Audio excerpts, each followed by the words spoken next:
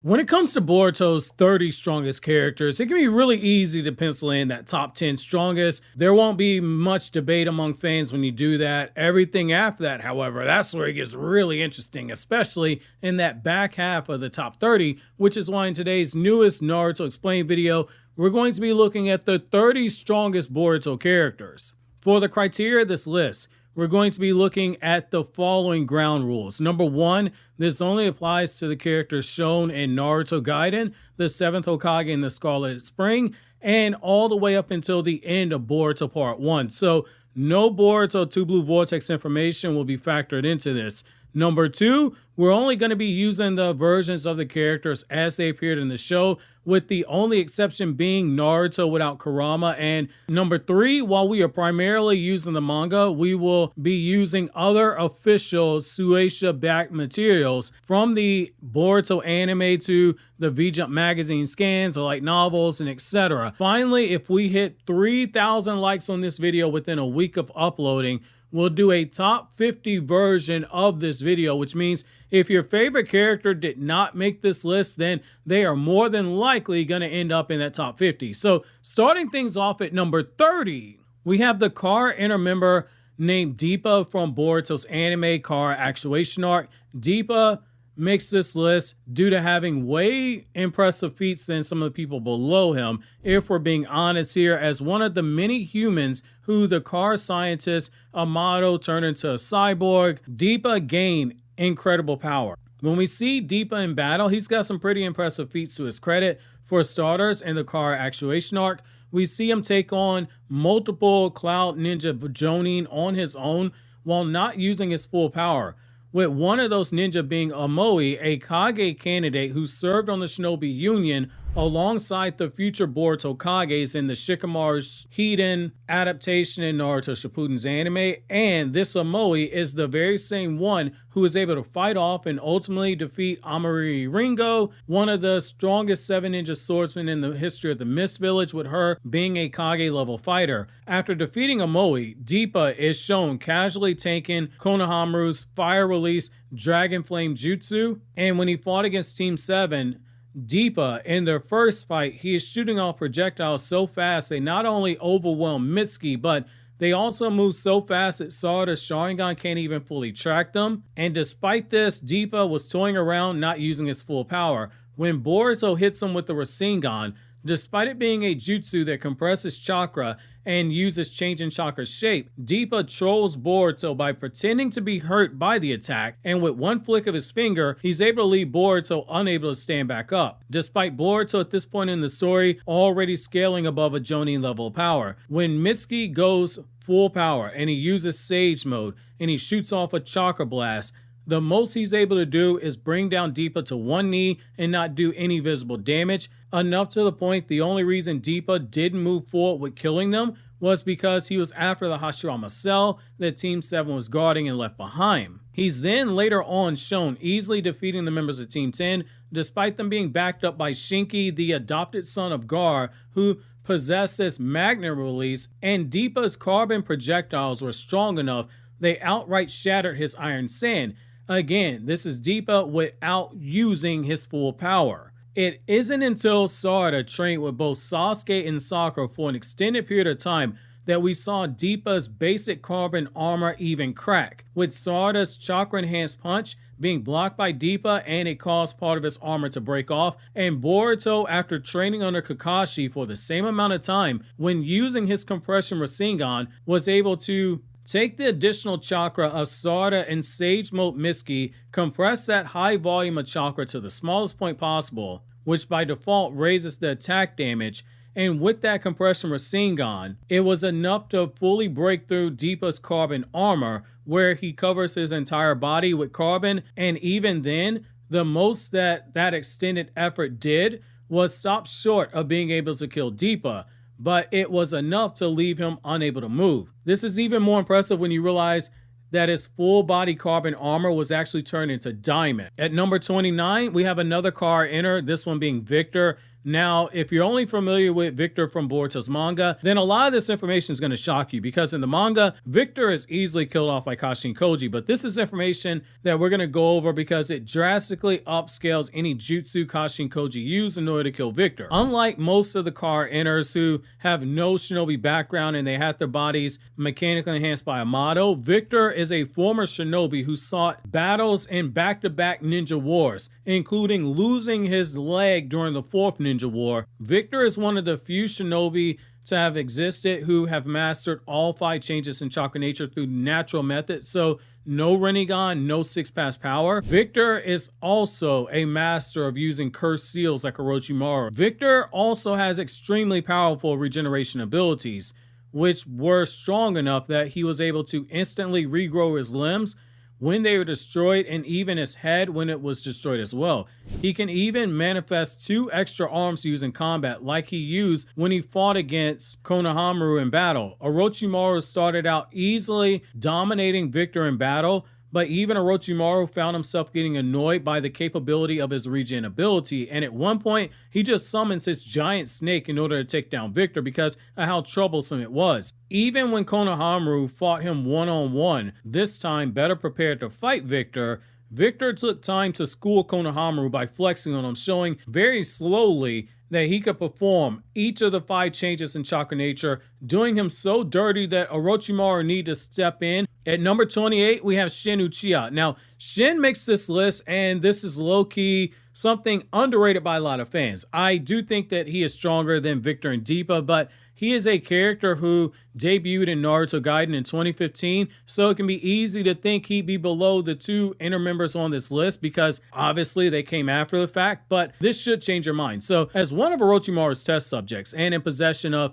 not just the Mangekyo Sharingan, but several Sharingan across his body, he's got the advantages of every Sharingan ability that you have. His Mangekyo Sharingan power allowed him to place markings on the objects and control them with telekinesis, and he could control several of them at once without having any issues. Shin in Naruto Gaiden was able to survive a battle with the chakra drained Sasuke, but Sasuke's defense, on top of him not even having full power, not even enough chakra to maintain the Sharingan Tomo in his Rinnegan, but Sasuke was also holding back during this fight because he's clearly assessing Shin's abilities, and so too was Naruto. However, he was crafty enough with his jutsu to land hits on Sasuke and Naruto, though one was the element of surprise when he stabbed Naruto with Sasuke's sword, and the other came when Shin was targeting Sasuke's daughter.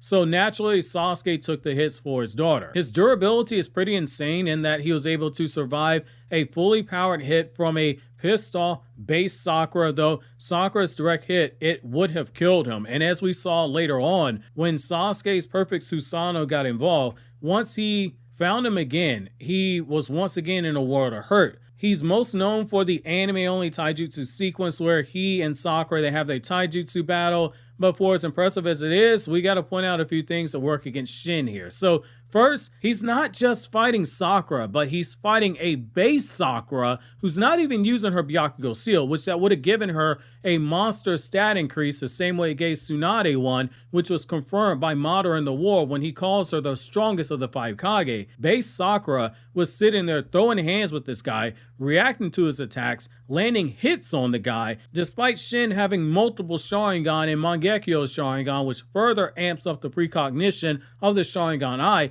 and Sakura was pushing him pretty hard in that fight. Second, despite having the Mangekyo and using that power in the fight, he also wasn't able to fully take her down. The best he did was stab her with blades that hit her body, but let's be real here. Sakura could have pulled them out and kept fighting. Shin is strong, and his fight with Sakura, it's enough to put him this high on this list, given the fact that despite the memes, Boruto era Sakura is pretty damn strong.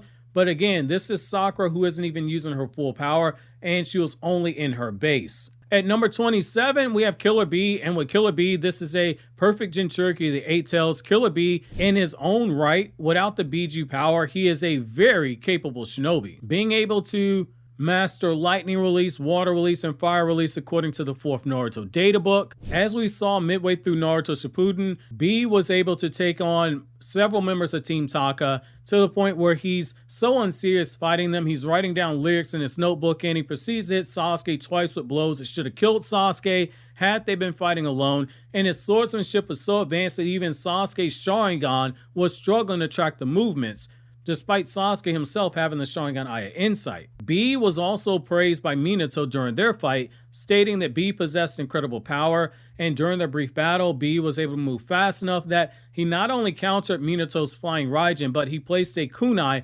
positioned to disembowel Minato if he went through with the strike on his blind side, which rightfully earned praise from Minato, who had just made a fool out of the 4th Raikage. And by this point, Minato already had his flea on sight moniker as the Yellow Flash. We saw a much stronger Killer Bee fight off Kisame and battle multiple Jinchuriki in the 4th Ninja War and overpower his older brother, the 4th Raikage, when they clashed with Lariat. B was also shown having enough chakra that Samihada turns on Kisame, someone whose own chakra levels were stated to be that of a tailed beast, hence the nickname the tailed beast without a tail. During the 4th Ninja War, he was able to help out at times when Naruto and company ganged up on Obito, and in the Boruto era, he showed he's resourceful enough that despite being outmatched by the duo of Momoshiki and Kinshiki, Killer Bee was able to make Momoshiki fall for the same trick that he pulled on Sasuke Madara, where he hides himself in his tentacle and he fooled him with a shadow clone. Unfortunately, we don't have any more fights of Killer Bee in the Boruto era, but given this information, we do have prior feats, and it's enough for me to slide him here at number 27. Now, at number 26, this is where we start seeing some of the power creeps that take place, starting with Naruto Volume 71, all the way up here to the Boruto era, which is going to be Sakura Uchiha, the wife of Sasuke. Now, given that Sakura is a very polarizing character, I'm going to ask you, if you're already sprinting to the comment section to type out how much you hate Sakura, I want you to take the emotion out. I want you to look at the information we're going to lay out here. Boruto era Sakura is a lot stronger than the Sakura from Naruto Volume 71, and we have multiple pieces of evidence that back up this claim. So before we go into the evidence about the power increase, let's take a look at where Sakura was in Naruto Volume 71 in terms of power. That Sakura was literally compared to having more chakra at her disposal than 1/3 of a version of Naruto who wasn't just using 6-path Sage mode, but he also had the Kyuubi cloak activated, and he was also amped up by 1/2 of Hagoromo's 6-path chakra. I don't have to tell you that is a lot of chakra, just laying that out there. But let's take it a step further. So a common misconception that people make up is that you can't correlate chakra to strength, and for a majority of the series this held up, except when you get to Naruto's war arc and then all of a sudden chakra is used to correlate with power levels. For instance, when Naruto and Sasuke are sensing Kaguya, they directly scale Kaguya's power directly off of the chakra they sense when she's emerging from Madara's body, with Naruto flat out saying this is way above Tentail's level, and Sasuke in the manga, when he senses Kaguya's power, he flat out states he didn't believe someone this powerful existed. This in spite of Sasuke having just seen and battled three-eyed Jubi Madara and having been in the presence of the Sage of Six Paths. He based his assessment on her chakra. And it's for a good reason. Chakra that is not used for ninjutsu has literally been stated to be used to amp up a shinobi's strength,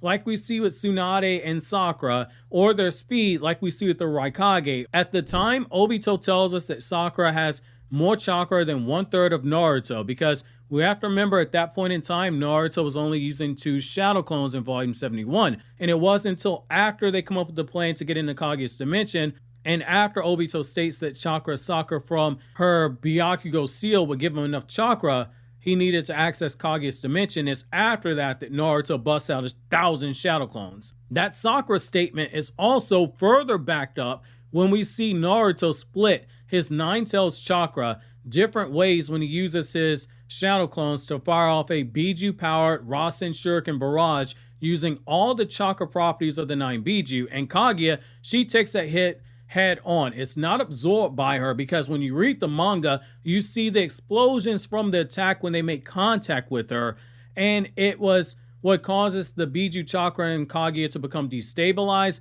However, after Kaguya stabilizes the Biju chakra and Zetsu reveals to her she powered up even stronger than she was before, she gets her horn snapped by Sakura's punch, which does enough damage it bruises the opposite side of her cheek from the force of the attack.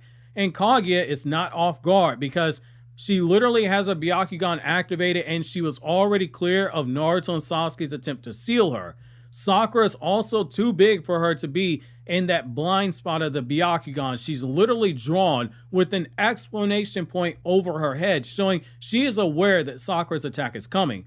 That one hit did more damage to Kaguya than Naruto's chakra being split 9 different ways when he used the Biju Rasengan barrage. In both the Naruto movie novelization as well as the data book for the movie written by Kishimoto, it is revealed that in the 2 years following Kaguya's battle, Sakura continued to grow at a pace similar to her teammates. So if Naruto is a 12 and Sasuke is a 10 and Sakura is an 8, and they all grew at a same pace rate. So Naruto would be a 15, Sasuke would be a 13, and Sakura being 11. She still grew at that same rate. In the 4th Naruto databook, we learned that by the end of the manga, Sakura had managed to master earth and water release, and Sakura in the Sasuke Retsuden story, in a scene the manga and the anime cut off, we learned that Sakura, as a part of her marrying Sasuke, underwent change in chakra nature drill training to learn fire release in order to be Sasuke's wife, and wear the crest of the Uchiha on her back, because as an Uchiha, it is expected for a member to be able to perform fire release. In the same story, we learned that she developed a sealing jutsu that is able to restrict the movements of her target, but it requires a lot of prep time in order to be able to use this jutsu. Sakura in the Sakura Hiden story was outright stated by Tsunade as not only having surpassed her in strength, which is obvious from the scaling, and her not needing to waste dumps of her chakra to maintain her youthful appearance like Tsunade, but also in her knowledge of medical ninjutsu, which was foreshadowed when Chiyo saw Sakura making an antidote for Sasuke's poison, something that Sasori himself says that despite being the maker of the poison and having surpassed Chiyo in poisons, he still needed to triple check the antidote when he made it, yet Sakura, with only 2.5 years of training under Tsunade, had already surpassed them. In Naruto the Last, Sakura's chakra levels are shown having grown enough to a point where she was able to fully restore Naruto's chakra after Toneri used a focused Tensegan energy blast as he took Hinata away to the moon, that the movie novel tells us it drained Naruto's chakra to near absolute zero. And despite Naruto being almost at absolute zero, she was able to restore all of his chakra using her Byakugo seal, but it required her to have days of bed rest to recover. During the same time period, in the Gaara Hiden story, a sandstorm mirage which never got animated, it is set after Naruto's wedding. Gaara outright states that Sakura's growth in power had troubled him because she came from no famous ninja clan, she had no Kekkei Genkai, she had no parent who was a Kage, but she grew to a level where she surpassed him, and he began to worry that someone like Rock Lee would catch up to him as well. And Gaara used this as motivation to start training because his pride as being one of the 5 Kage was hurt, that someone from a no-name clan like Sakura had surpassed him, which makes sense when you think about Gaara's first battle with Sakura.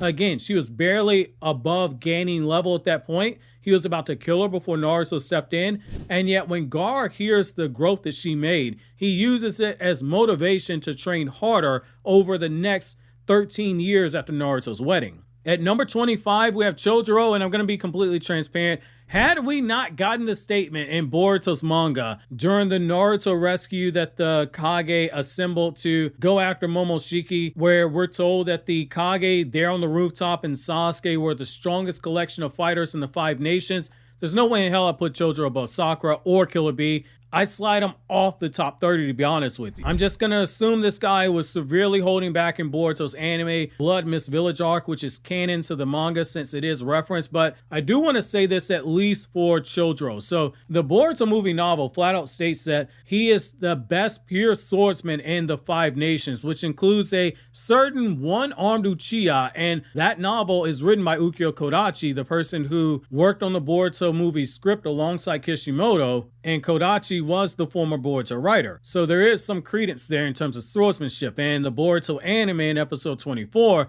says that when it comes to him using his blades, he has no equal in swordsmanship. Also, as we see in the Boruto anime during the Funato clan arc, Chojuro is able to easily use high-level water release without using any hand seals, and even be able to use water release in the form of a blade durable enough to be used in combat even if he doesn't have a sword, which we see him do that in Boruto episode 31. While fighting alongside the Tsuchikage and Sasuke, Chojuro was able to land a strike of attacks that nearly killed Kinshiki, though it is worth noting that Sasuke hard carried in that fight because he had already done damage to Kinshiki via Chidori, and the Boruto era Tsuchikage had literally trapped him in lava release that was holding him in place simultaneously, that was burning his skin. For full transparency, again, I don't like Chojuro being this high up the list, but we can't throw out the manga statement because it is consistent with what Kodachi wrote and what Kishimoto wrote in the Boruto movie script. This is going to be the only instance on this list where even myself, I find myself being annoyed with the power cliffing that takes place between the end of Naruto and the Boruto era, but it is what it is. Now, at number 24, we're going to be going with Darui, the current Raikage. So he is this high up on the list, and it makes sense when you consider where his character started in the Fourth Great Ninja War, being a shinobi capable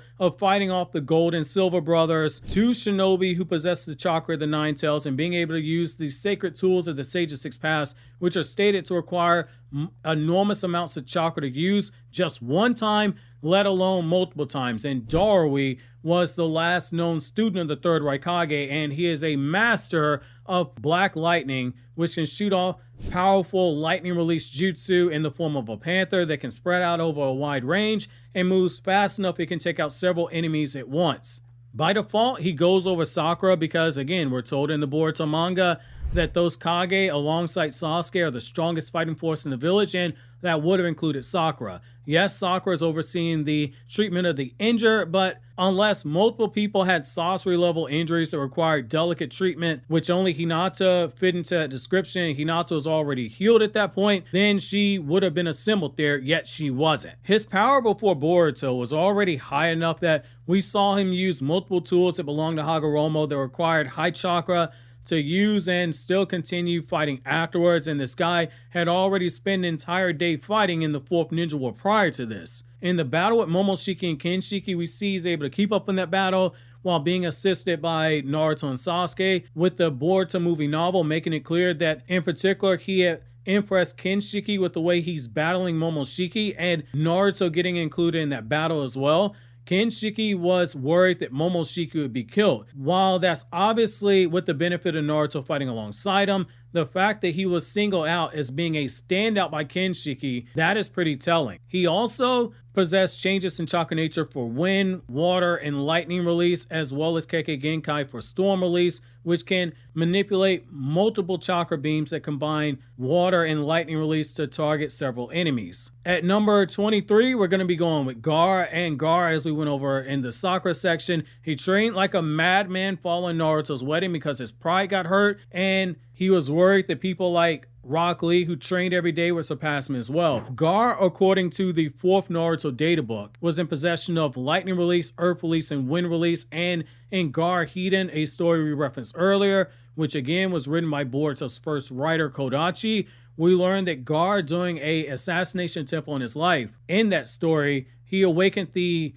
Kekkei Genkai for magna release, but unlike his father, who has the sand where it's gold, and the third Kazekage, whose sand is black, Gaara's sand, it has no noticeable change in color. He just increases the volume of his sand by using that Kekkei Genkai, and the density of the sand itself is increased, with it being a noticeable increase compared to when he does things like when he breaks up the earth for the sand barrel like he did against Kimimaro in Naruto Part 1, but Gaara cannot use it for offensive purposes, only for defense. And it's because he awakened that Kekkei Genkai so late in his life. That, in my opinion, it plays a role in him being able to put up a sand wall that is strong enough in the manga that it takes a direct hit from Fused Momoshiki, who was in the process of speed blitzing him, and withstanding the attack without it shattering on impact. In the same scene later on, Gaara is also able to briefly withstand Momoshiki choking him out before he's ultimately one-tapped. Later on in the anime, during the time slip arc, which is a original story that Kishimoto gave the Boruto anime, we see he's able to fight alongside the One Tails to hold off Urashiki briefly in the battle and maintain him being trapped in a sealing jutsu, strong enough that Urashiki is restrained for an extended period of time before Gaara's chakra eventually runs out. Most impressive is that going back to the Gaara Hiden story that inspired him to train, Gaara in the Boruto movie novelization, it is revealed that his taijutsu skill, according to him, has grown to a point where he believes he can keep up with Rock Lee.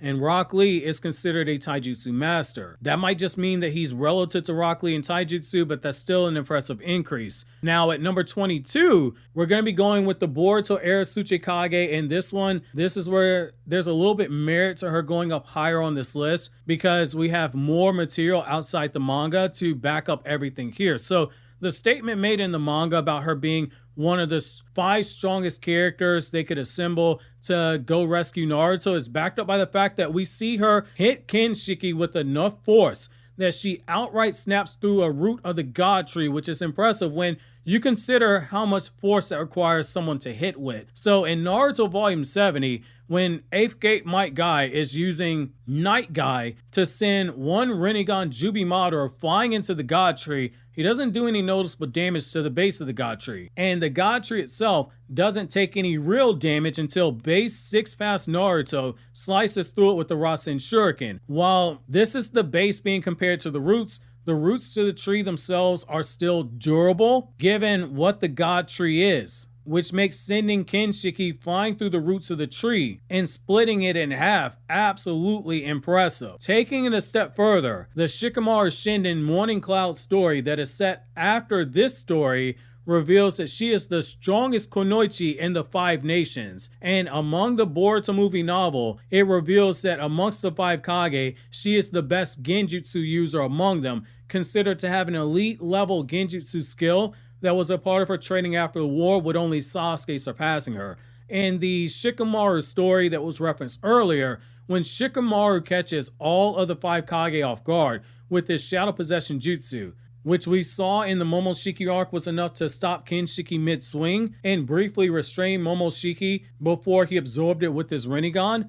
The only 2 Kage who were able to overpower this jutsu were Naruto, who quickly broke out of it when he used Kurama mode because he was annoyed, but it was also her. While she didn't break out of Shikamaru's jutsu, she was pumping enough chakra that was becoming visible to the naked eye that she was beginning to break the jutsu apart, despite being caught off guard by it. For context, watch my video on why Shikamaru attacked the 5 Kage, because I'm not going to waste time giving context here because it's irrelevant to the video. Even in the anime, well before Boruto was a thing, we saw she was quite skilled in combat, being able to defeat multiple of Naruto's shadow clones in Shippuden episode 242, and even managed to trap and outsmart Kabuto when they fought in Naruto chapter 514. When Momoshiki transforms, she and Gaara are the only 2 Kage outside of Naruto capable of briefly keeping up with fused Momoshiki when he exerted some form of casual effort. She at the very least was able to force Momoshiki to block her attack before he one-shot her in the manga. And in the anime, she's even able to dodge one of the attacks by fused Momoshiki before she gets one-shot.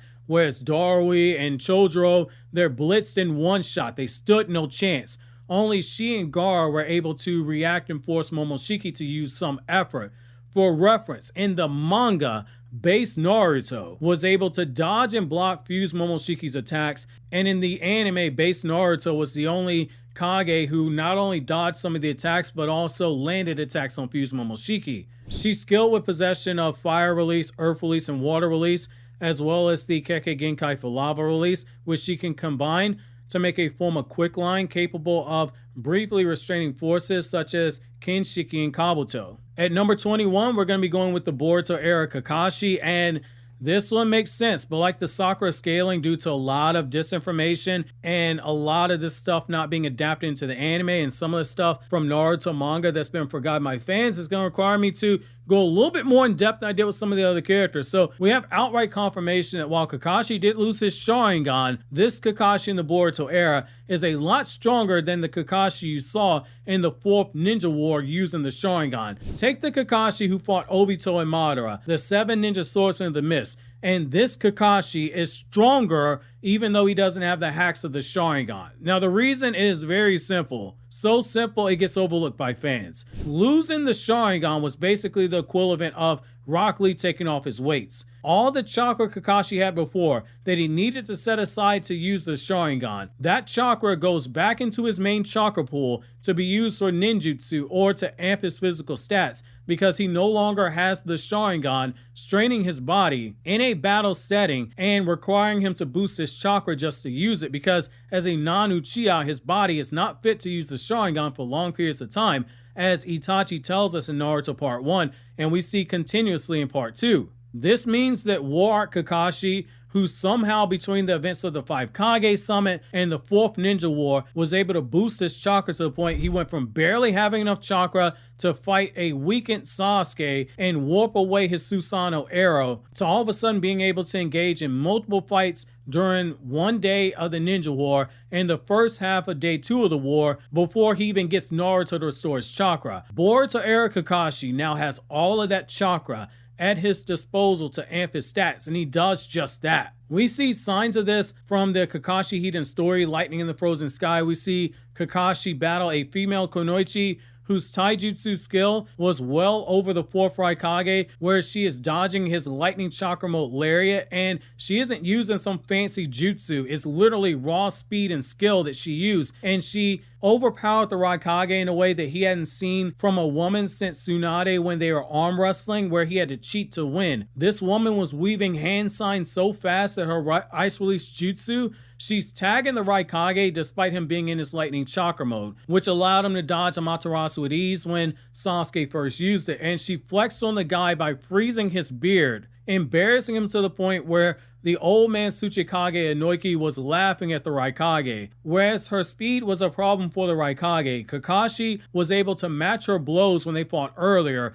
and he had the upper hand in taijutsu in a contest of speed. So that's already somebody scaling over a KCM 1 level of power. Given that KCM 1 Naruto, who was forcibly extracting chakra from the Nine Tails, was faster and stronger than the Raikage. In this same story, Kakashi uses purple lightning to shoot off a fully concentrated blast of purple lightning, literally dumping all of his chakra to a point he's falling from the sky, generating a blast so powerful that he penetrates the cumulonimbus clouds. With enough force, it generates a rain and lightning storm that blows him off his feet. The stray lightning bolts, they are snapping trees in half, thousands of feet on the ground, and it knocks him unconscious. By the Boruto era, this Kakashi was strong enough that in the Kakashi Retsuden story, the 6 Hokage and the Fallen Sun, he was not only able to fight off an entire army of 300 missing mercenary shinobi on his own, but using purely genjutsu and ninja trickery at that. He was also able to, before the fight, keep up a mud wall that went high enough it went over the tallest buildings in the Hidden Leaf Village, and it was durable enough that the guy was able to tank a high-level lightning release jutsu aimed at the mud wall, multiple of them back to back at one point, just due to the chakra control required. It was stated to be so advanced that it was believed that only Naruto as a pseudo Ten-Tails Jinchuriki and Sasuke with a Rinnegan would have been able to pull this off, which is Kakashi is able to heat up the mud wall with this chakra that he's molding in order to turn a specific section of it into glass to insulate the attack, contain the attack, and then disperse the attack before reinforcing it with more earth release after it's done, and then leave said mud wall up for 24 hours despite having multiple lightning release attacks hit it in order to protect the village he's in. Then, after keeping that mud wall up for 24 hours, taking down an army of 300 mercenary ninjas, Kakashi went on to counter a chakra weapon left behind by the Sage's Six Paths that had small remnants of Six Paths chakra that were strong enough, fully unleashed, to flood an entire country. And Kakashi, by exerting all of his chakra into fire release, was able to counter the water release attack, and the explosion created enough that it shook the small country they were in, causing a cataclysm in the process. For obvious reasons, Kakashi's outright exhausted following this, and he requires a lot of rest afterwards. Later on in the Boruto era, we see Kakashi was strong enough that Kashin, Koji, and Base, he went out of his way to avoid direct contact with them, and when they fought briefly, at the end of the episode in episode 211 of Boruto, Kakashi did well enough against Kashin Koji, a cyborg clone of Jiraiya who is in possession of Shibai Otsutsuki, the Otsutsuki god's DNA, which by default makes him stronger than Jiraiya. He's able to fight and kill Jigen, who was using 10% of his power. Kakashi was able to pressure base Kashin Koji into a defensive after holding the upper hand and make him retreat once the fight escalated to him using purple lightning. Later on in the Naruto Retsuden, the 7th Hokage, and the Spiral of Destiny story, we see Kakashi make a mud wall that extends higher than the air than a perfect Susanoo in order to assist Naruto and Sasuke and Sakura on their mission at the end of that story. There's honestly quite a bit more to go over in regards to Kakashi's scaling without the Sharingan, due to that easily being a 30-minute video of its own, and I'm going to save that for another video, but this is enough where you should see why he gets this point on the list. Now at number 20, we have Sarada at the end of Boruto Part 1. So basically Sarada, who already has an awakened Mangekyo Sharingan. This should not come as a surprise, but it will, due to there being this tendency by fans to downplay Sarada's strength. But being completely objective here and looking at everything, by the end of Part 1, she's on this part of the list. There's a reason why Sasuke flat out told her in Boruto's anime in episode 222 that she was stronger than he was at the same age, and it's because it's true. Sasuke is not the type of person to blindly give out praise or an assessment of other people's power unless it is warranted, because it is out of character for Sasuke. Sasuke, even as a father, is blunt. Like how in Naruto chapter 36, he flat out tells Sakura she is the best person on the team when it came to what the early Viz translations call the Art of Illusion, which is basically Genjutsu, and that is further backed up by Kakashi revealing she had a high talent for Genjutsu, which is why he trained her in Genjutsu off screen. At the start of the series, very early on in the Versus Momoshiki arc, we're literally told by the original writer of Boruto's story for the first 52 chapters of the story, so Ukiyo Kodachi, that in the Boruto movie novel and in this weekly Shonen Jump promo for the Boruto movie, which is 95% unchanged by Boruto's anime and manga, that Boruto and Sarada were already scaling to Jonin level with their striking power and skill. This lines up with what Kakashi said about Boruto during the Academy graduation exam, where he stated that Boruto already easily had the skill of a Chunin, which up to that point, Boruto and Sarada, they were always being written as being relative to each other. Being at that Jonin level of power already directly places her over the Sound 4 that you saw in Naruto's manga, and that's enough to put this version of Sarada over early Shippuden Sakura and in that same tier with Asuma, but below characters like the 5 Kage Summit Jugo, Part 1 Kakashi, and any version of the Edo Tensei Swordsman of the Mist. That's the Momoshiki arc of Sarada. In terms of skill, she's already mastered 3 changes in chakra nature at only the age of 12 years old, naturally possessing a strong affinity for fire release as an Uchiha and adding lightning release and wind release as the story progresses.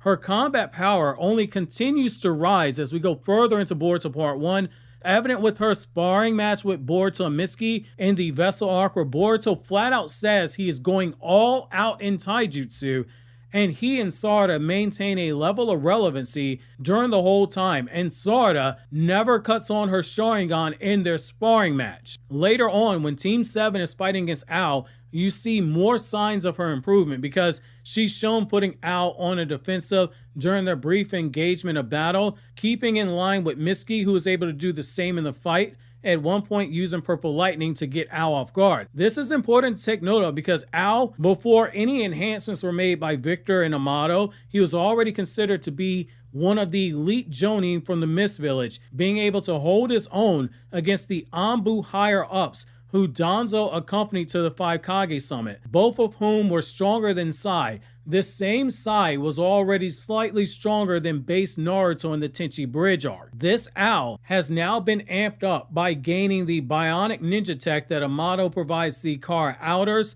and the Kara inners that boost their combat power. But due to the type of bionic ninja tech he gets, he has more gaudy accessories than the Kara inners.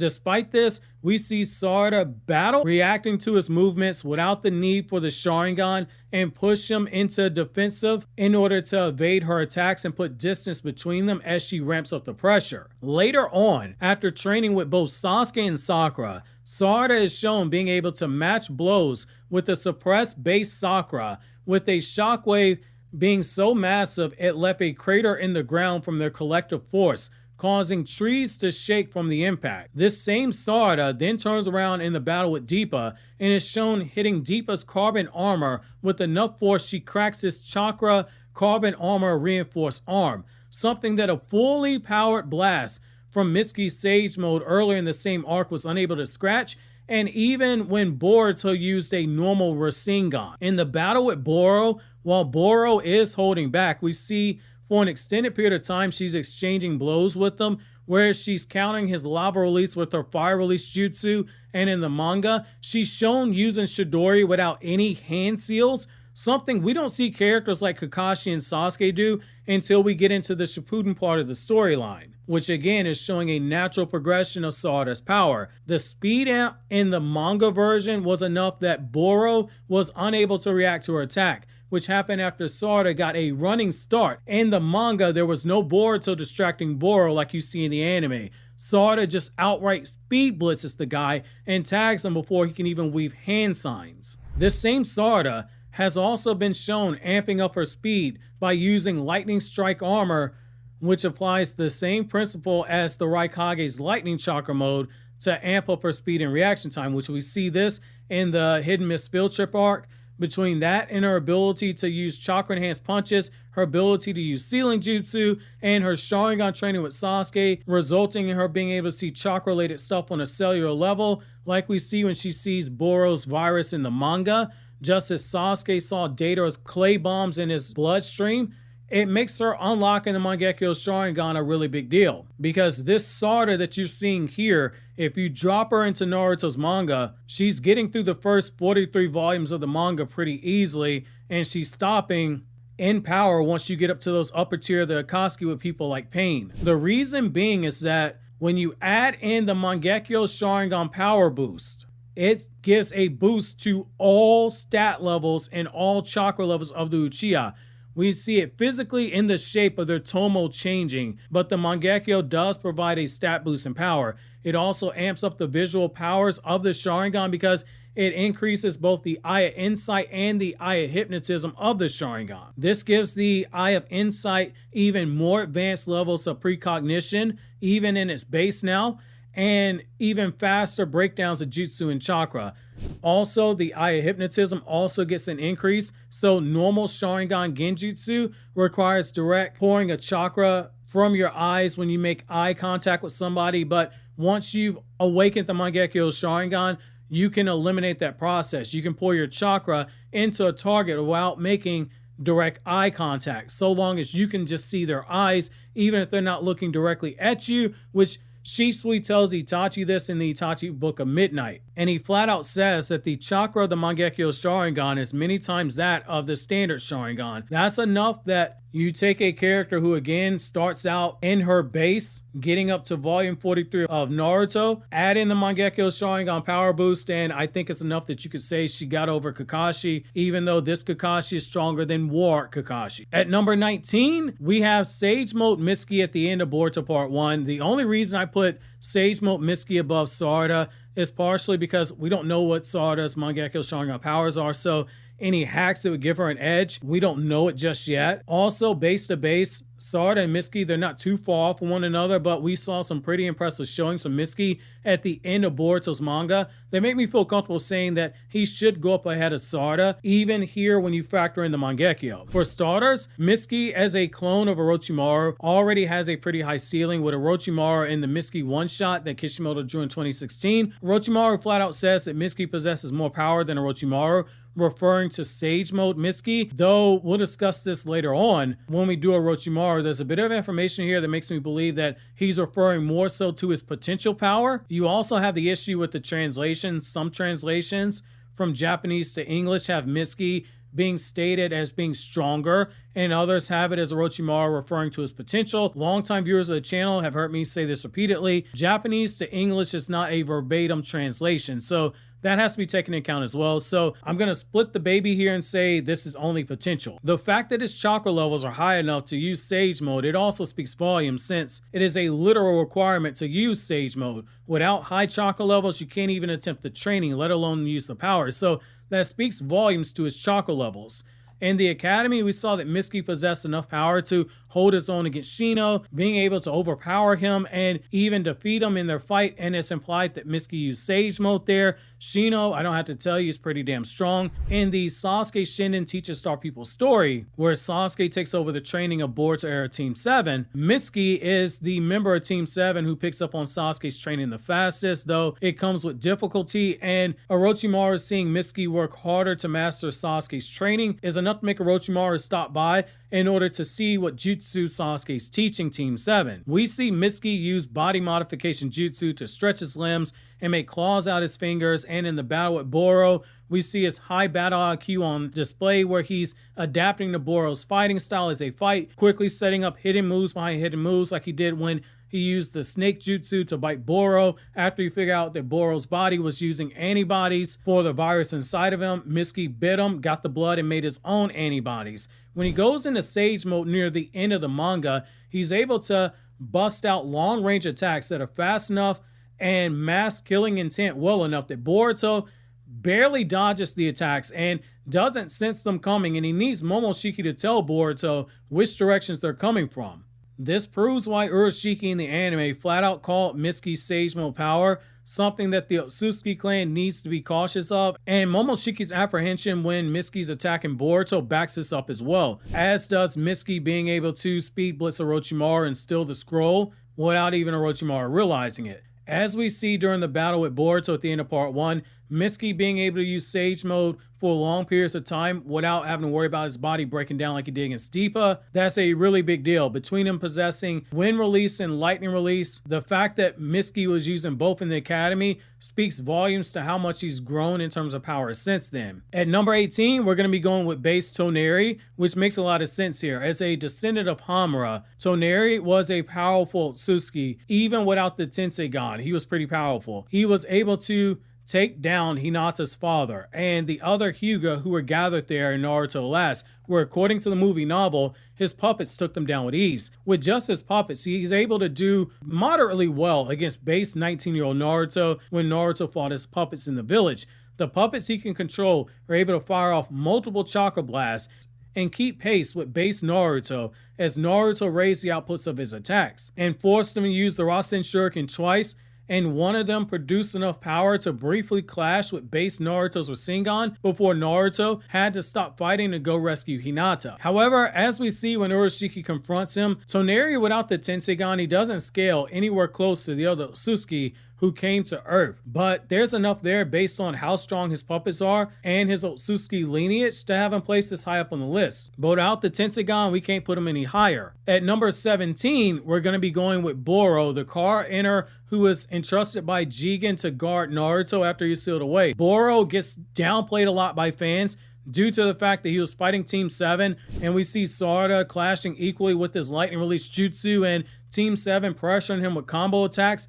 At one point, a Karma Ant Boruto and Kawaki are pulling their chakra together and they blow away half of his upper body. But to be frank, if you're using this argument, you are disingenuous. That battle is nothing short of Boro playing around with the members of Team 7, which ultimately cost him because Sarada is able to tag him with the Chidori before he can use this Ninja Tech core and move it away from her attack. The members of Team 7 flat out concede in the manga they cannot defeat Boro because they know he wasn't using full power.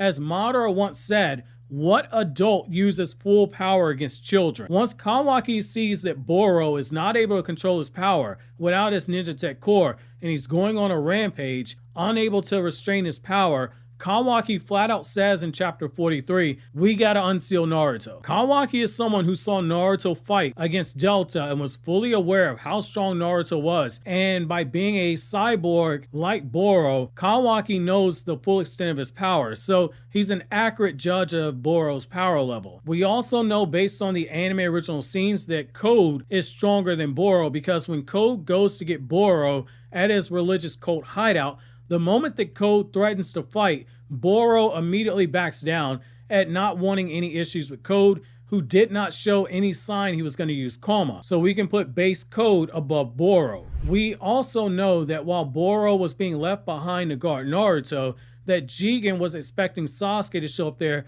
That's a sign of his power, which I think that this is one. And I think you also, to be fair, have to consider that Jigen was expecting a fatigued Sasuke who barely survived this battle with Jigen in order to attempt to rescue Naruto. So that has to be factored in when assessing Boro's power. At full power, Naruto and Sasuke absolutely stomped the guy. As we saw, he has training as a shinobi. He's able to use the lava release Kekkei Genkai. He's also able to use fire and water release. We see him use water release during the fight with Team 7. He also has a extremely absurd regen ability. And when he does use his full power in his rampage, he immediately knocks Mitsuki unconscious, breaks all the bones in Sarada's body. He blitzes Sarada before she can even get her fire release jutsu fired off, and he lays Kawaki out for the attack despite Kawaki using the Karma Seal just seconds prior to that, further proving at any point he could have killed Team 7. When Momoshiki takes over the chakra drained body of Boruto,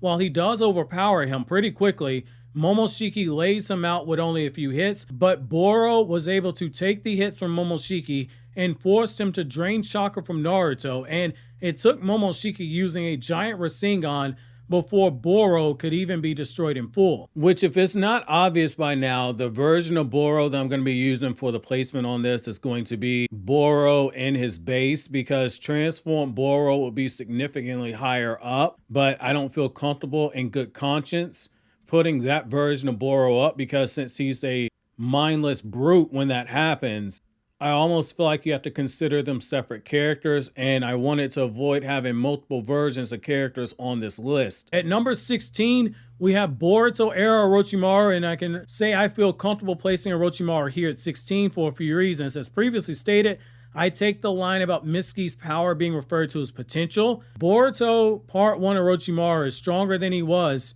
16 years ago during the 4th Ninja War. We know this based off of a few reasons, besides the lazy answer people say, everyone got a power creep after the war. So in Naruto Gaiden, the 7th Hokage, and the Scarlet Spring, when Naruto and Sasuke are headed to Orochimaru's hideout, they do so under the belief that Orochimaru is a threat. Not only does Naruto tell Sasuke to stay on guard, but Naruto during this time period has Sage Mode activated, and he refuses to drop his Sage Mode until he is absolutely certain that Orochimaru means them no harm. While the knee-jerk reaction is to say that Naruto wanted Sage Mode for sensory purposes, I disagree, because if that was the case of trying to locate Orochimaru, Naruto could have cut on the QB Cloak, which has greater sensory abilities than normal Sage Mode, and he would not have been caught off guard by Orochimaru because he would have sensed his intent before he ever appeared. The fact that Naruto's telling Sasuke to be on guard and refused to drop his Sage Mode until he knew Orochimaru was not a threat means that he at least viewed Orochimaru as being a Sage Mode level threat. And this lines up with what we learned in the Naruto side story, Naruto Retsunden, the 7th Hokage, and the Spiral of Destiny, which never got animated in Boruto's anime, where Naruto and Orochimaru literally start fighting, and in the fight, Orochimaru more than holds his own with base Naruto, at one point using body modification to grab Naruto by the throat, bring him in close so he can punch him in the face, and even tries to lick Naruto with his tongue at one point during their fight, and has Naruto with blood running down his mouth and his face. But to Naruto's credit, he showed taijutsu skill that allowed him to dodge some of Fused Momoshiki's attacks in Boruto episode 65, where he was briefly fighting Fused Momoshiki, and in the manga, he did very well against Fused Momoshiki while Naruto was in base. So keeping up with base Naruto here for Orochimaru, that's a really big deal. This Orochimaru also has mastery of all 5 changes in chakra nature, but also has the body of Zetsu, which was enhanced by Kabuto before the war. So this Zetsu has Hashirama cells inside of it.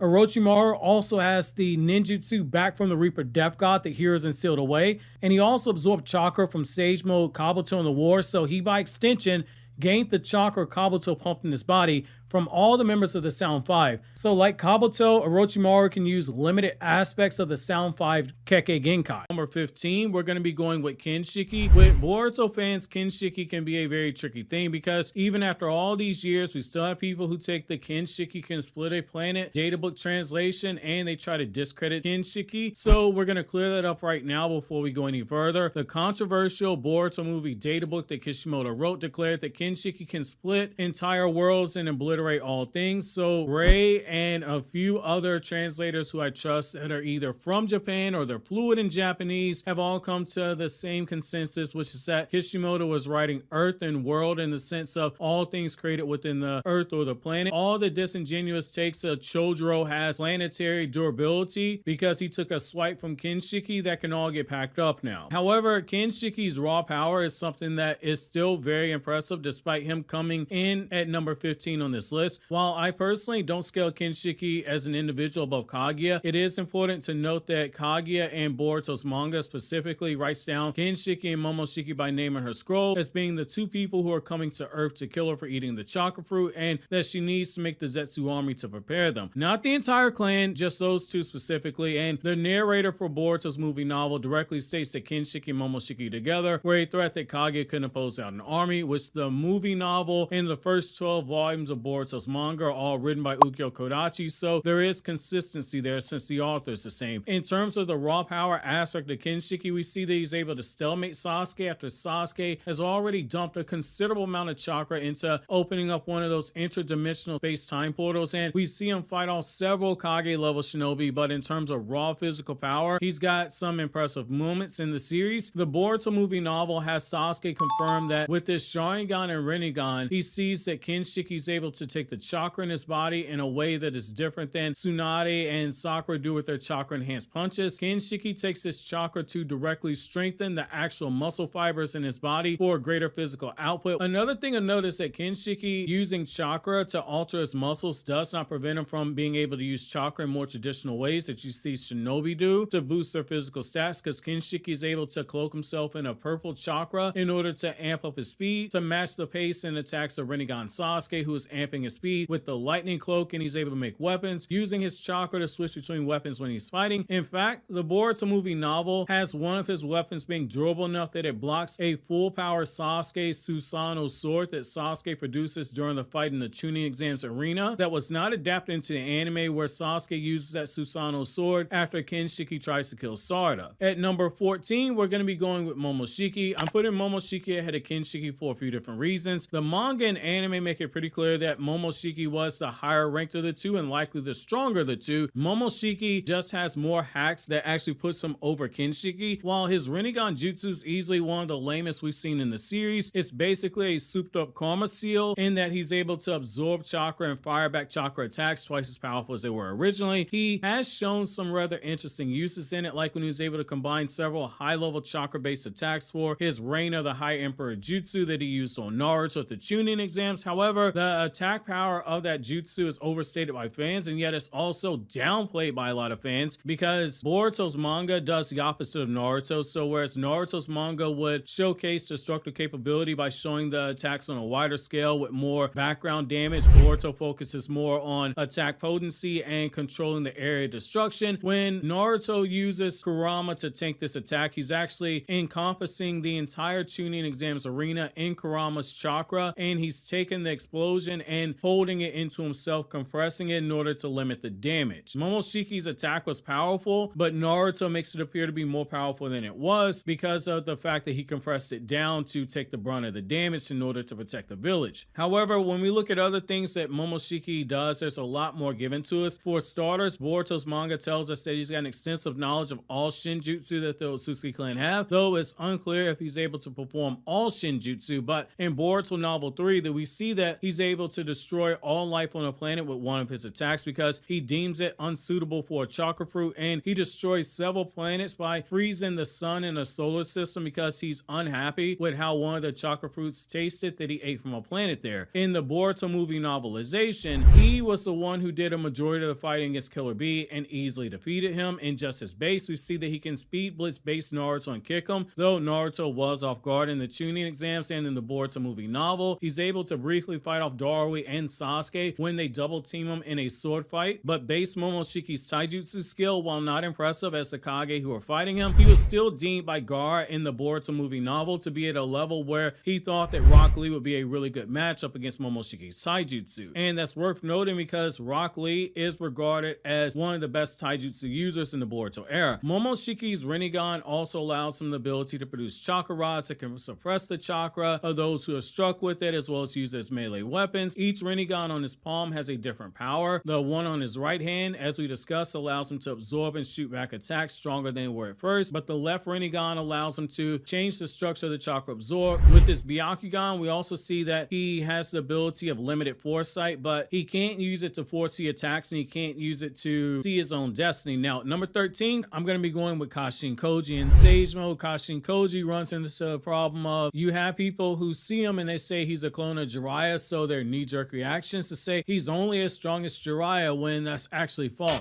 This Kashin Koji beats Jiraiya so badly in a fight 1 versus 1 that he knocks the horny out of Jiraiya in the process. There are a few indications of this being the case. Obviously, Koji's body being modified by Amado's ninja tech, which gives all the car inners that superhuman power that we see, but also the fact that Koji, unlike Jiraiya, is a perfect sage, able to enter into sage mode on his own, unassisted, which is why the Toads chastised Jiraiya for not being able to go into sage mode on his own. With Kashin Koji, the data that we have is limited, but there's enough here to justify putting him outside the top 10. While playing around with Team 7, he traps them all in a high-level ceiling jutsu, is getting ready to kill them. He made a fool out of Konohamaru when he fights against Kakashi in the anime, despite this Boruto-era Kakashi being confirmed significantly stronger than the Kakashi who fought in the 4th Ninja War against Obito and Madara. Kashin Koji was able to battle off Kakashi and use a shadow clone while doing so the entire time, never directly engaging him, which that is important to take note of because shadow clones evenly split the amount of chakra of the user. So this is Kashin Koji at 50%, pushing Kakashi to a point where he had to use purple lightning. When he's shown fighting against Jigen, while Jigen was only at 10% of his power, Koji was able to be in complete control of that fight and showcase a pretty solid arsenal of combat abilities and skills in that fight. He's able to summon natural fire via his summoning seals, and he's able to use the trance of true essence flames, which are flames described as being fire release so powerful that no rain or wind will be able to put them out, which for reference, the only other fire release described on that level is Amaterasu, and with these flames, they burn so fast that not even people like Victor, who have high speed regeneration, are able to recover from the damage done by the flames. Essentially, when Kashin Koji hits you with this jutsu, he throws on a chef hat and becomes Chef Koji.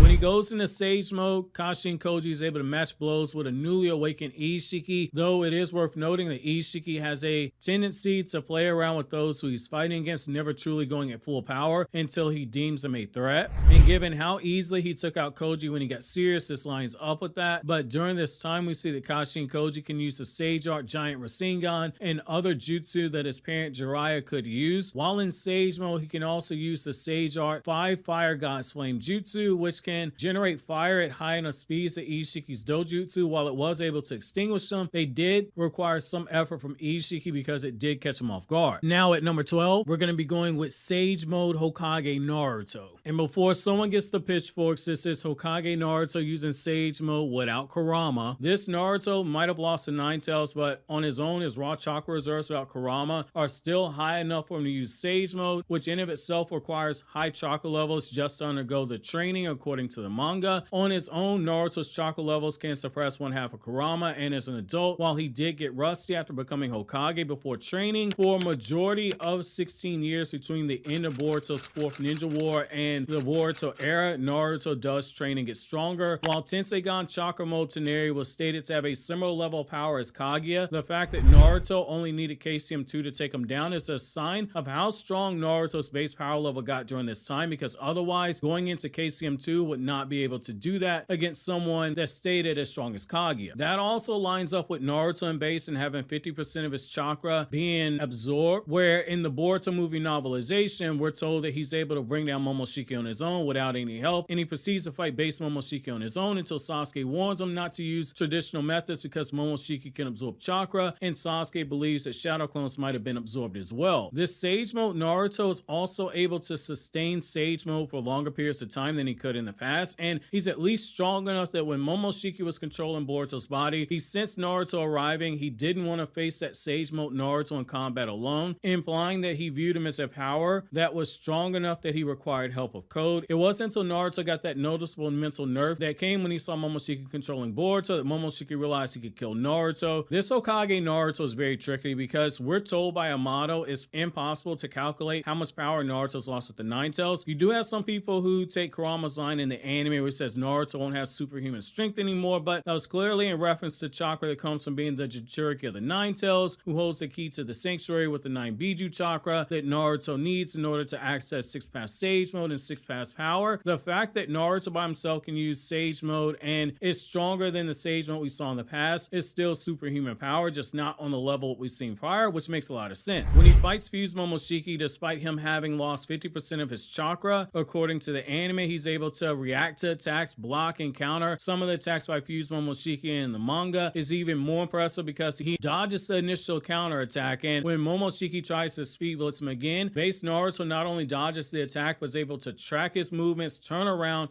and start the process of blocking a sneak attack before he goes straight into 6-pass Sage Mode with the QB cloak to snatch the attack away. In Sage Mode, Naruto's reaction speed would have been significantly faster than what's shown here in base, which at that point in time was only 50% of Naruto's power. The problem here is that there are conflicting schools of thought on how to interpret Amato's statement. I personally look at it as Amato was just trying to gaslight Kawaki into despair so he would reawaken the Karma Seal. Momoshiki's actions towards Naruto initially lead me to believe that Amato was full of it, that Code could defeat Naruto. Now at number 11, I'm going to be going with One-Eyed EMS Sasuke, which again, that's probably going to piss Naruto fans off, but I sincerely believe there's more of an argument for Sasuke being stronger than Naruto than there is for Naruto being stronger than Sasuke, as they are at the end of Boruto's manga. Even with One Eye, the power buff that EMS gives is still going to be higher than what Naruto gets in Sage Mode, which is the power of basic Sage Mode is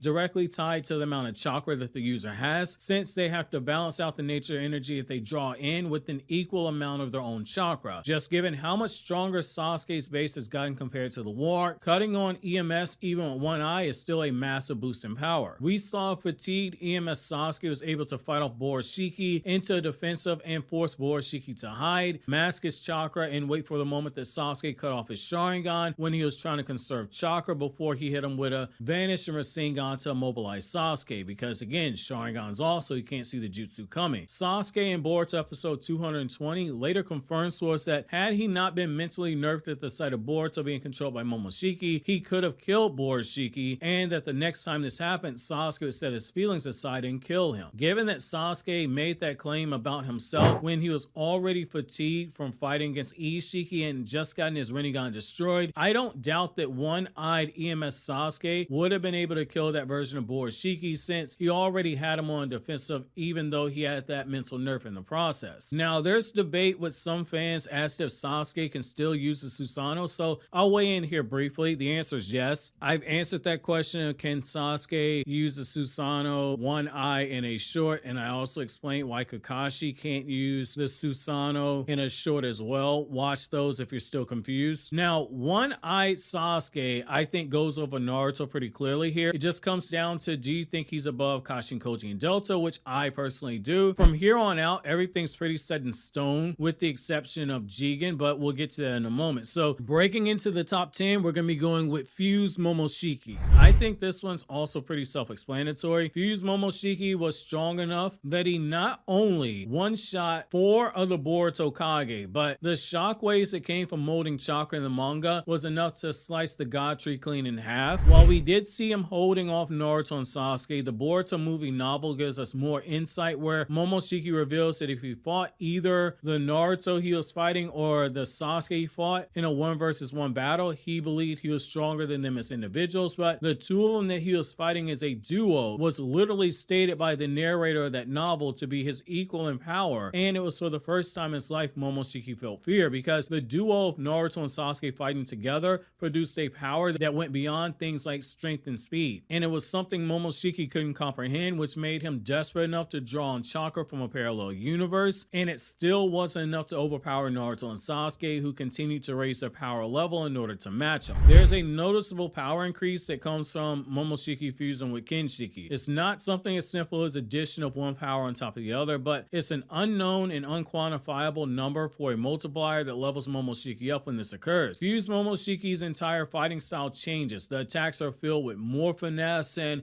they're more fluid. He's able to produce chakra weapons like Kinshiki, and he's shown adapting to the fighting styles as he pushes forward in combat. Now, coming in at number 9, we're going to be going with Delta, which is probably going to be the most controversial placing on this list, but really and truly it should not be, and I'll explain why. Delta was at least strong enough that she was able to hold her own against a suppressed 6-pass Sage Mode Naruto, which again, don't look for truth-seeking orbs, which are a different power. Look at Naruto's eyes, see if they got toad slats and fox slits with no orange pigment rings beneath the eyebrows. Base Naruto tangled with Delta, who was holding back against him and proceeded to go into 6-pass Sage Mode and stack the Kyuubi Cloak on top of it to fight her. Was Naruto testing her to see how much power she could handle? Yes. If Naruto would have thought that Sage Mode would have been enough to handle her, Naruto just would have went into Sage Mode. Naruto jumped right into this high of a level for a reason. Full power Delta should go over base Naruto and below suppressed 6-pass Sage Mode Naruto. During that battle, you see Naruto state that he's going all out in terms of taijutsu when he's fighting her, while purposely controlling the flow of battle to redirect her away from the kids, particularly after he almost gets Himawari in danger, and he's containing the area of destruction in his attacks. The one time he does use the lava release Rasen Shuriken, he redirects it up into the air instead of it letting it detonate on the ground or in the background, because the Hokage training ground where they're fighting at is literally right next door to the Ninja Academy, so there was no choice but to redirect it up into the sky, otherwise somebody's kid gets blown up. The same when he uses his giant Rasengan. Naruto is purposely controlling the output of the force as he overwhelms Delta to avoid generating damage that can impact the academy next door. Delta matching blows with a serious taijutsu Naruto, even if he's redirecting the fight, is a still testament to her power, particularly because she's forcing Naruto to use more energy to restrain himself when they're fighting, and has him more than once in a situation where he's panting in exhaustion, and following her defeat, he slumps over onto the ground out of exhaustion, outright saying he made extra effort not to kill her, but most importantly, he was not sure whether or not it would have been easier to kill her instead, implying there is some uncertainty on his part, which is another nod to her combat ability. Now, at number 8, I'm going to be going with Boruto at the end of Boruto Naruto Next Generations, who is in partial control of Momoshiki's power. Basically, the Karma Seal Boruto who fought Kawaki at the end of Boruto Part 1 in Chapter 78. So there's this misconception that Boruto using the Karma Seal is only as strong as Momoshiki was. However, that's not true. That's like saying Naruto could only ever be as strong as the Nine Tails was. The stronger the base gets, the more powerful a transformation gets, regardless as to if it's addition or it's multiplication. Boruto's base grows pretty significantly as the series progresses, and each time he uses the Karma Seal, the increase that we see grows as well. And simply put, it's because the Karma Seal is broken. Boruto was strong enough that he was forcing base Naruto to brace for his attacks, and his Thunderclap arrow made Naruto resort to using a Shadow Clone in midair to tank the attack instead of trying to avoid or block it himself. Boruto would continuously go stronger as he gained more combat experience. By the time that he fights against Kawaki, given how much stronger Kawaki's gotten by getting Isshiki's Dojutsu, I do believe there's a solid argument that can be made that he's stronger than the BoruShiki who defeated Boro by using some of Naruto's chakra, but I still believe he's weaker than Jigen, especially since this Boruto is unable to manifest Momoshiki's Byakugan and Chakra Aura. Now at number 7, we're going to be going with Jigen. This one should not be a shock, unless you're one of the people who still can't grasp that Jigen and Isshiki are two different people. Jigen's pretty interesting to look at because Jigen's power level actually fluctuates quite a bit in the series itself. When we first see him in the manga, we're pretty much made clear that this is the boss of Kar. And when Kawaki first senses Naruto cut on his 6-pass Sage Mode Chakra Cloak, Kawaki stops dead in his tracks and freaks out at the power he senses, stating that Naruto might be stronger than Jigen, which would mean full power 6-pass Sage Mode Chakra Cloak Naruto is stronger than Jigen, who by extension is stronger than Fused Momoshiki. Boruto uses pretty linear power scaling when you get past the shock of the power creeps. And I'll take it a step further. Kawaki, I don't think, is an unreliable narrator here. The manga does not contradict Kawaki's statement either. And Jigen's own actions after learning Naruto defeated Delta directly lines up with that. He doesn't go right away to face Naruto. He says, I gotta make some preparations. And those preparations were to go see the Ten Tails and juice up on the chakra from the Ten Tails, which makes me lean towards Kawaki's statement being true. Naruto and Rinnegan Sasuke were more powerful than Jigen, which is why Jigen needed to juice up on Ten Tails chakra for an additional power boost. Because if he felt certain he could take down Naruto, he wouldn't have needed to go there for more power as a safeguard before challenging Naruto. The Ten Tails juiced up Jigen is really strong. A quick exchange of blows of this Jigen in episode 203, who was only using the basic Karma amp, was enough for Kurama to tell Naruto, quote, this guy's on a different level than Delta. When Naruto and Sasuke fight against stage 1 Karma Seal Jigen, they pretty much stalemate him during the filling out process, and once Sasuke breaks down Jigen's jutsu, they gain the upper hand and almost succeed in killing him. But once Jigen goes into his full karma, it's a wrap. We see it in how he mocked the perfect Susanoo's power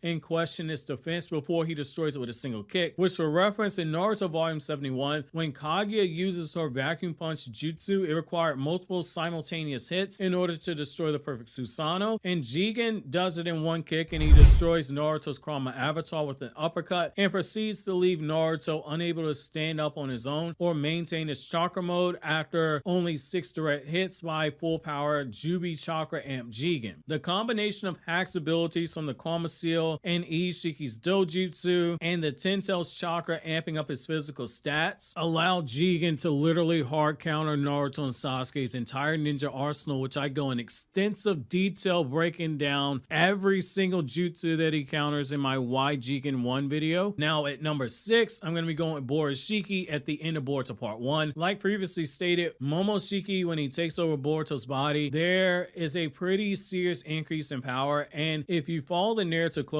you can see that each time Momoshiki's taken over Boruto's body, due to Boruto himself growing stronger in power, Momoshiki in full control grows stronger as well. There's a very noticeable gap from when Momoshiki takes over Boruto's body and when Boruto calls himself properly using Momoshiki's chakra. Case in point, how Momoshiki inside of Boruto's body was able to slapbox with Horn Kawaki, who had multiple spokes of the Dharma Wheel in his eye, and does relatively well against him, reacting to some of the attacks and actually pressuring Kawaki for a minute, whereas Boruto goes up against Kawaki, who doesn't even have the horn sprouted, just the basic Karma Seal pattern, and that version of Kawaki had the upper hand on Boruto, and it was implied he was getting ready to kill both Boruto and Sarada, despite the fact he wasn't using his full power. Just using the basic Karma Seal was enough for Kawaki to get that far on Boruto. That's both a testament to just how strong Boruto's gotten on his own, as we previously went over, as well as the fact that there's another reservoir of power that Boruto at the end of Part 1 has not actually tapped into. Because again, you can use very linear scaling and see how both of them did against Kawaki at the end of Part 1 for a measuring stick. At number 5, we're going to be going with Kawaki, who has Isshiki's Dojutsu and has the horn sprouted. This one's pretty self-explanatory. He's clearly stronger than Jigen. He's able to manifest more spokes of the Dharma Wheel in his eye. He's able to dominate BoruShiki. He's able to use all the same power powers that Jigen could use that belong to Isshiki. He's able to combine it with ninjutsu if he wants to. The main drawback that this version of Kawaki has is that he's not as good at chakra control as Jigen was, therefore his body does tire out very quickly when he starts using these jutsu. According to Shikamaru, Kawaki is the strongest person inside the Hidden Leaf Village before Daemon arrives, and when Shikamaru makes this statement, Naruto never raises an objection to it because it is an objective fact. That being said, this Kawaki, while he is stronger than Jigen without any type of Jubi chakra, he's also implied to still be weaker than Code, who now has his limiters removed, which brings us to the next number. At number 4, we're going to be going with Code without his limiters, or rather put simply, white-haired Code. This Code does get his ass kicked quite a bit to the point where he's become a meme. However, this Code is also pretty strong. Like Kawaki, he is a Kara cyborg. He also has Isshiki's Karma Seal. The only problem is that he can't use any of Isshiki's abilities. He just gets a extreme power amp when he uses the Karma. His Claw Mark Shinjutsu is something that's been compared to Minato's Flying Raijin. It's basically teleportation, where he's able to move to and from each of the markers that he has and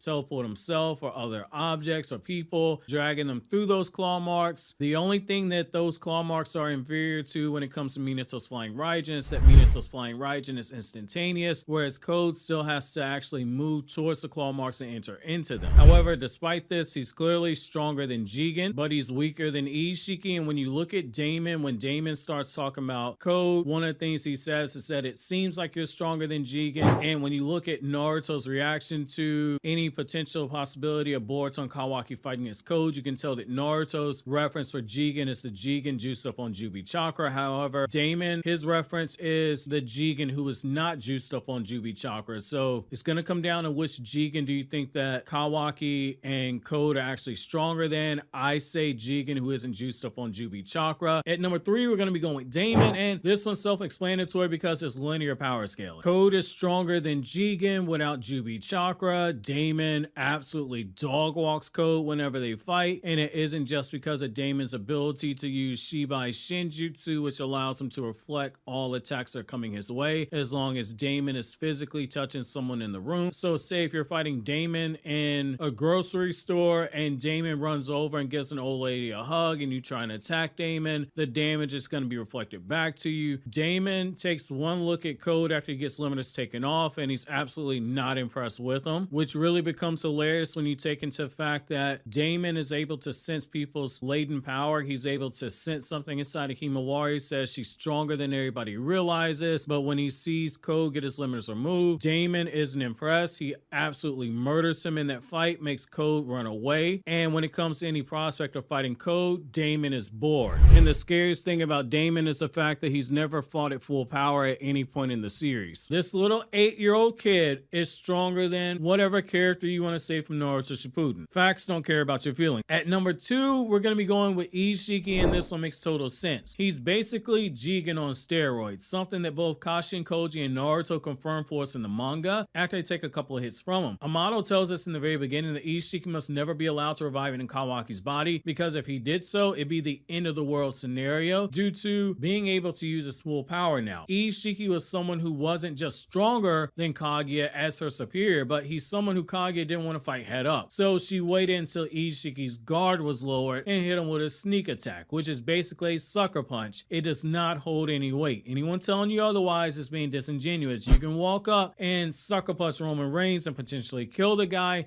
if you hit him at the right angle, but you're not dumb enough to think you can beat the guy head up in a fist fight. It's the same logic here. If Kaguya could have beaten Isshiki head up, she would have tried to do so. She wouldn't have used a sneak attack when his guard was lowered. And as a reminder, there is no pre-chakra fruit MILF Kaguya. The Kaguya who came to Earth in the manga had 2 horns and had the Rinne Sharingan. This Isshiki that we see was a monster. The only reason Isshiki lost his fight is that the guy has the same bad habit that Jigen did, which is he plays around with his enemy instead of finishing them off right away. But as a wise man once said, when you play stupid games, you win stupid prizes, which brings me to number 1. So at number 1, we have Baryon Mode Naruto. And before we go into detail on this, I want to throw out a couple of honorable mentions for characters who almost made this list, but I kept them off due to inconsistencies in one case and a lack of tangible information in the case of the other character, which is Urashiki, the anime only character who Masashi Kishimoto Morimoto created for the Boruto movie, and Ada, one of Amato's cyborgs who were supposed to be destroyed because their combat power greatly exceeded Jigen's, but I kept them off for a few reasons. The way that Urashiki's power is depicted is completely inconsistent depending on which arc that you see him in. When with Ada, we're told that she has combat power that goes above Jigen, but she herself says that she's only good at simple taijutsu. Could this be a Sakura situation where technically Sakura scales over 1/3 of 6-pass chakra mode Naruto from the war, which means that she would be stronger than someone like Minato, but Minato beat her 9 times out of 10, assuming that she doesn't land one hit and blow up his head. One has the raw power and the other one just has a ton of skill to overcome the power gap. It's pretty much the same thing when it comes to Ada. That's how I'm interpreting that statement. So Baryon mode Naruto, he's just him. When Naruto went into this form, Kurama tells him that this is different than normal Kurama mode or 6-pass Sage mode. It's described as being a power being on a different level because it consumes chakra from both Naruto and Kurama to produce a new type of chakra that is described as nuclear fusion. Naruto went from begging Isshiki not to slap the taste of ramen out his mouth to bullying Isshiki when he first goes in this form, requiring the most careful of focus of concentration in a near Zen-like state in order to maintain it, where Naruto could only afford to focus solely on taijutsu in the manga. Attacks that were previously too fast for Naruto now move in slow motion due to how locked in he is, and when Isshiki shoots out his chakra rods at Naruto, he gets a buff in visual perception because he's able to snatch them out of midair to deflect them like it's nothing, with Sasuke being so shocked because his Rinnegan and Sharingan were struggling to follow the movements of those chakra rods. For most of Baryon mode Naruto's fight, he's dominating Isshiki, and it isn't until Naruto's form begins to wear off that Ishiki's able to regain the control of the fight and eventually stomp Naruto out of Baryon mode altogether. However, that's going to be it for the 30 strongest Boruto characters. If we can hit the like goal set at the beginning of this video, I will drop 50 strongest Boruto characters.